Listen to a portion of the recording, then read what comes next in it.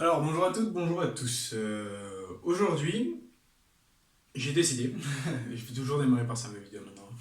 Non, mais donc on va voir la chute libre. Qu'est-ce que c'est que la chute libre et quelle est la formule de la chute libre? Parce qu'il y a une formule. En physique, il y a toujours des formules pour tout. D'accord? Et donc, on va étudier ça à l'aide de l'énergie mécanique. D'accord? Et vous allez voir. Bon, on va prendre n'importe quel lieu, d'accord? Donc qu'on soit sur la Terre, qu'on soit sur Mars, sur la Lune, on s'en fout, d'accord? N'importe quel lieu, ok? Je vous ai dit que l'énergie mécanique, elle restait inchangée, peu importe le lieu où on était. Donc la condition, c'est qu'on soit sur le même lieu, d'accord? Qu'on soit soit sur la Terre, soit sur la Lune, et ainsi de suite. Donc ça veut dire qu'un objet a une énergie mécanique qui est inchangée sur la Terre, mais il y a une énergie mécanique différente sur la Lune, mais sur la Lune, qui, elle, est inchangée, d'accord? Donc, les énergies mécaniques sont propres aux astres, d'accord? Donc, ça dépend de l'astre sur lequel on se trouve, que ce soit la Lune, la Terre, Mars, ainsi de suite, d'accord? Bon, et donc, l'astre, il est défini par son accélération, la gravité qui va attirer un corps vers le bas, ok? Sur Terre, c'est à peu près 9,81 newtons par kilogramme, d'accord? Et donc, newtons par kilogramme, c'est des mètres par seconde au carré. Ça veut dire que, en soi, si vous lâchez un corps d'une hauteur n'importe laquelle, ok, et ben en une seconde, il va faire 9,81 mètres. En 2 secondes, bah, il ne va pas faire 18 mètres et des, d'accord? On ne fait pas 9,80 fois 2. Pourquoi? Parce que au cours de sa chute, il n'a pas la même vitesse. Il va accélérer avec une accélération qui est égale à 9,81 mètres par seconde au carré. Et donc, c'est ce qu'on va essayer de faire maintenant et définir à quelle vitesse un corps est quand il est par exemple à 2 mètres, qu'on le lâche à 2 mètres, en combien de temps il touche le sol, et ainsi de suite, d'accord? Et donc on va voir tout ça. Alors, l'énergie mécanique. On sait que c'est l'énergie cinétique plus l'énergie potentielle. Ça veut dire que la hauteur à laquelle on est liée à la vitesse à laquelle on a à cette hauteur, d'accord? Les deux sont liés par le principe d'énergie mécanique. Et donc, on va prendre un bête schéma où donc, je lâche une pierre qui a une certaine masse, d'accord, d'une hauteur h vers le sol. Ok? Et donc, par le principe d'énergie mécanique, on sait que l'énergie mécanique, à ce point-là, donc le point qui est à la hauteur h, ok, et ben c'est la même énergie mécanique qu'à ce point-ci, là où je suis à 0 mètre. Ok? Et donc, on va avoir quoi comme formule? On va avoir l'énergie mécanique qui est la même au-dessus qui est la même en dessous. Donc, l'énergie mécanique au-dessus, je suis en vitesse 0, d'accord? Ici, mon mobile, il est en vitesse 0, je ne l'ai pas encore lâché. Du coup, on va obtenir quoi? On va obtenir que l'énergie mécanique, c'est donc 1,5 de la masse fois 0 au carré, donc tout ceci, ça va être égal à 0, plus, et donc l'énergie potentielle, m fois, et donc, vu qu'on n'est plus sur Terre, d'accord? Sur Terre, on avait pris G parce que c'était le champ gravitationnel. Maintenant, on va prendre n'importe quel astre, on va pas mettre G, mais on va mettre A, d'accord? On va dire que c'est l'accélération de l'astre, ok? Et donc, on va avoir m fois l'accélération fois la hauteur, d'accord? En fait, ceci, c'est le poids d'un objet sur l'astre sur lequel vous vous trouvez, avec A qui correspond au champ gravitationnel. Mais si on va étudier dans le cas général, et pas seulement sur Terre, ok?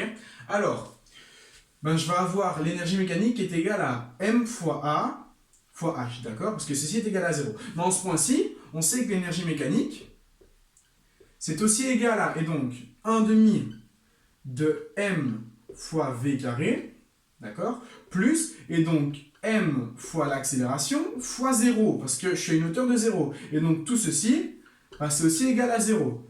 Et donc, qu'est-ce que ça nous donne? Ça nous donne, donc j'encadre ceci, et j'encadre ceci. Si les énergies mécaniques sont les mêmes, d'accord, on va avoir ces deux, voilà, ces deux équations, je vais dire, qui sont égales. Et donc, on va avoir 1,5 de mv carré qui est égal, hein, donc ça c'est la première énergie mécanique, qui est égale à la deuxième, hein, donc de tout à l'heure, qui est égale à m fois l'accélération fois la hauteur, d'accord? Et donc, qu'est-ce qui va se passer? Alors, je vais transformer v carré. Mais m ici, ils vont tout simplement simplifier, d'accord? Parce que j'ai qu'à diviser par m les deux membres, et voilà.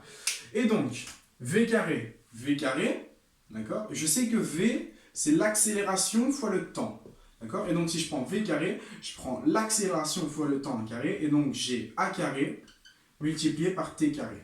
Voilà. Donc, v carré, c'est l'accélération au carré fois le temps en carré. Et donc, je vais avoir quoi? Je vais avoir 1 demi de l'accélération au carré fois le temps au carré, qui est égal à l'accélération fois la hauteur. Et donc, si je divise par l'accélération des deux côtés, je vais avoir la hauteur qui est égale, et donc mon carré tombe, ma hauteur qui est égale à 1 demi de at carré.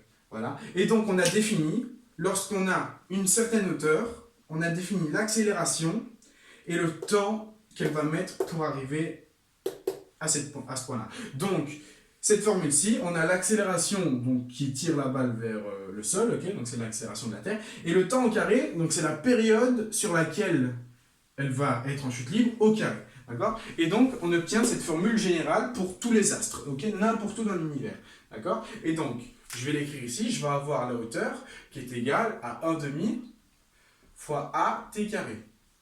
Et donc cette formule, elle ne vous rappelle rien? Cette formule, c'est tout simplement la formule d'Emeryua. D'accord? J'ai qu'à dire que ma hauteur, en fait, c'est ma distance.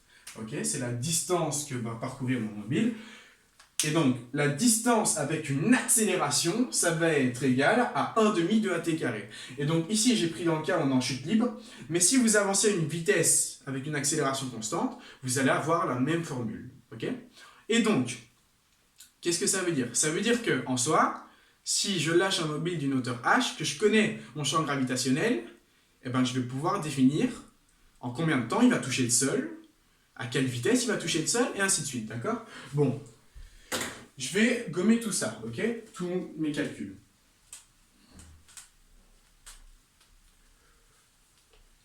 Voilà, voilà. Et donc, je sais que ma hauteur, ça va être 1 demi de at carré.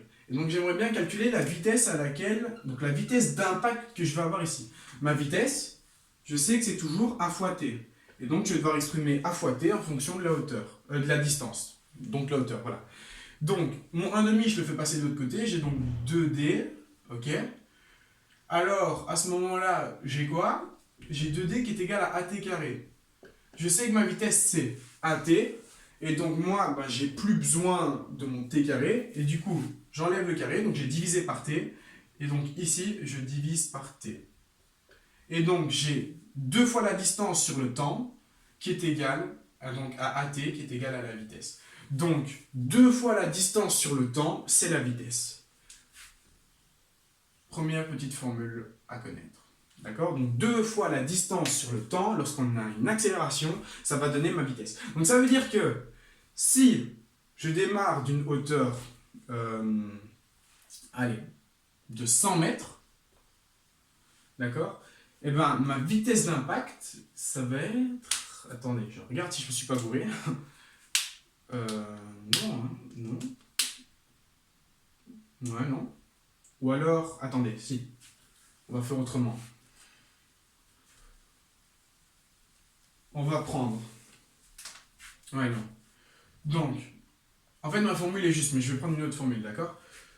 Je vais passer mon 1 demi de l'autre côté. Je vais avoir 2d, d'accord?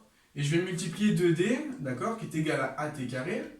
Je vais multiplier par a. Comme ça, j'ai un a carré ici. Et puis, je vais prendre la racine qui est égale à la vitesse. Et donc, on obtient que la vitesse, c'est la racine de 2 fois la distance fois l'accélération. Et pas divisé par le temps, pardon.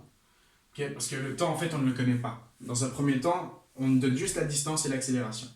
Et donc, si je démarre de 100 mètres, quelle est la vitesse d'impact? Allez, si je suis sur Terre, avec l'accélération qui est égale à 10 newtons par kilogramme, donc on va arrêter de mettre des newtons par kilogramme, on va mettre des mètres par seconde au carré.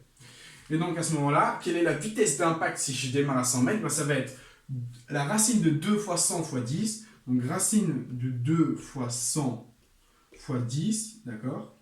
Et donc ça nous fait quoi? Ça nous fait donc 10 racine de 20, et 10 racine de 20, ça va nous faire 20 racine de 5. Et donc, ma vitesse en ce point-ci, elle va être de 20 racine de 5 mètres par seconde. Et si vous prenez la calculette, ça fait à peu près... Je vais le faire, hein. 20 fois la racine de 5, c'est égal à 44-45 km/h, d'accord?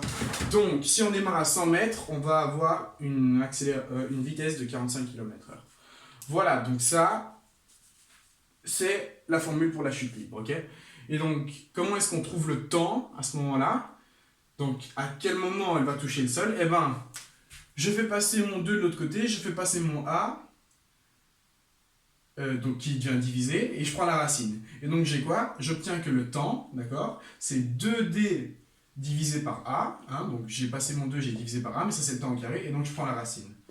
Et donc ça c'est mon temps. Donc en combien de temps elle va toucher le sol, hein, si je démarre à 100 mètres, bah, elle va toucher le sol en 2 fois la distance sur A, et donc,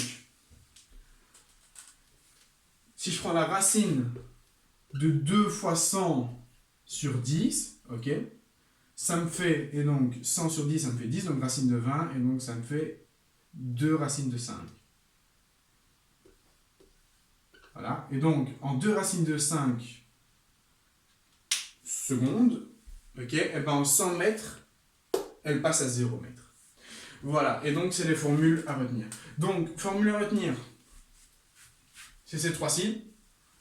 La distance, quand on est en chute libre, c'est 1,5 de at carré. La vitesse, c'est la racine de 2 fois la distance fois l'accélération. Et le temps, c'est la racine de 2 fois le temps, de 2 fois la distance sur l'accélération. Voilà. Et donc ça, c'est l'étude de l'énergie mécanique pour la chute libre.